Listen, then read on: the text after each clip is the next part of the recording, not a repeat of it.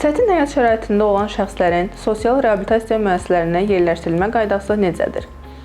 Ahıllıqla əlaqədar özünə qulluq qabiliyyəti, habelə qulluq və kömək edə biləcək əmək qabiliyyətli qohumları və ya qanuni nümayəndələri olmayan ahılların, müəyyən yaşayış yeri olmayan şəxslərin müəssisəyə qəbulu özlərinin Naxçıvan Muxtar Respublikasının daxili işlər və ya yerli icra hakimiyyəti orqanlarının, həmçinin bələdiyyələrin müraciəti əsasında həyata keçirilir.